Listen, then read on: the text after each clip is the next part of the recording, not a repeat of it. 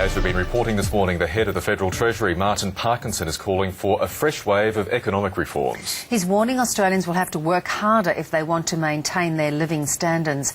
Assistant Treasurer Bill Shorten is in Melbourne for the Economic and Social Outlook Forum, where Mr Parkinson himself spoke last night, and he is in the studio with us. Many thanks for your time.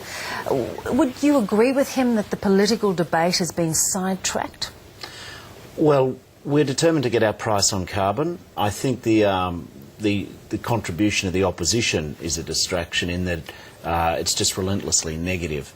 I think that Australians shouldn't be afraid of the future. We're on the fringe of the fastest growing economic region in the world. Our farms are the best in the world. Our mining companies are doing well. Our services sector is as good as anywhere in the world. So I am upbeat about the future. But of course, as the Treasury Secretary said last night, we need to keep relentlessly focusing on productivity. There's been a bit of a backlash from our viewers this morning, a bit put out by this call for them to work harder. A lot of them, as you'd well know, are working very hard simply to make ends meet on a day-by-day basis. Do you think that message isn't going to play too well with the broader public? Well, I think that when we talk about productivity, it's not just a question of someone running faster on the spot to keep up.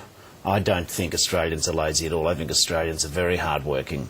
But if you look at the history of productivity over the last few decades, we had a spurt in the 1990s, which was very good, but really, in the sort of long sleep of the Howard government, the productivity fell off. Productivity doesn't just mean working more physically harder or working longer hours. What I think it means, and what I believe the Treasury Secretary was getting at, is that we need to look at the intersection of a range of factors: the investment of capital, the take-up of new technology.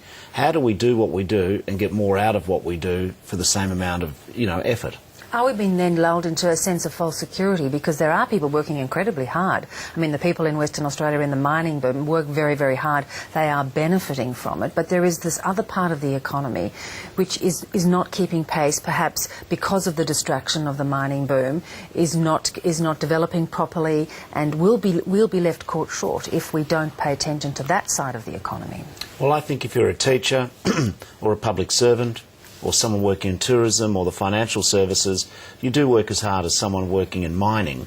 They work as hard, but the right. Structure of it, that's right. They do work as hard. You are quite right, though, to identify that this mining boom is different to previous mining booms. There's no doubt that the dirt we dig up, the coal and the iron ore, is worth more than it's ever been overseas. People can't get enough of it.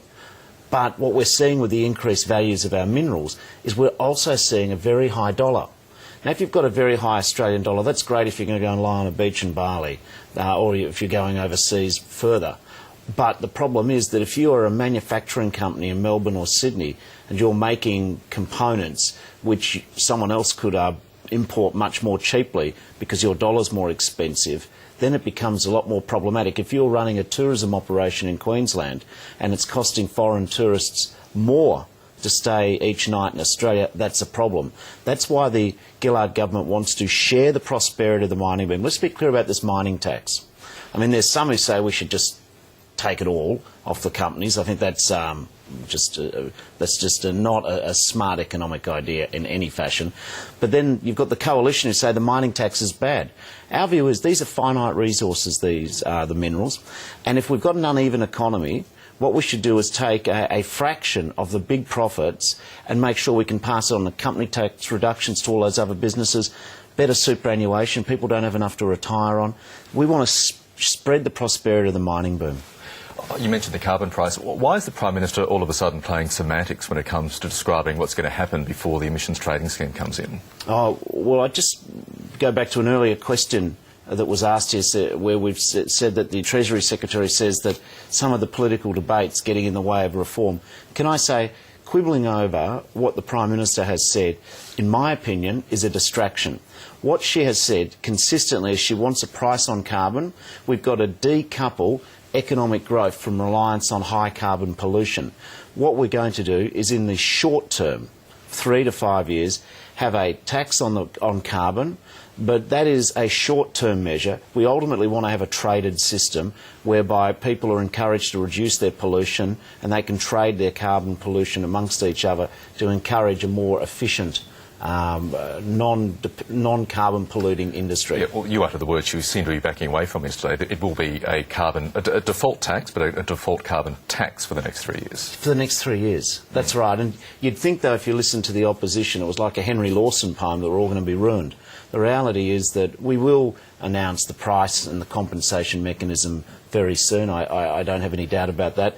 We've also made it clear that for millions of Australian households, there will be compensation. Let's be clear, every dollar raised by this carbon tax over the next 3 years goes ploughed back into household compensation, into supporting industry. It's all going back.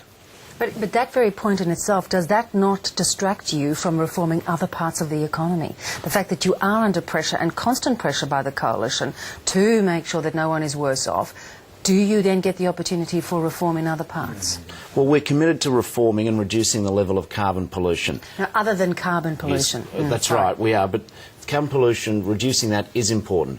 We all know that if you live near a busy roadway, you get worried about what the kids are breathing. We all know. We all know that creating new industries creates jobs. It is remarkable that in Germany, they have 3 times the size of our solar industry, yet they've got less sun.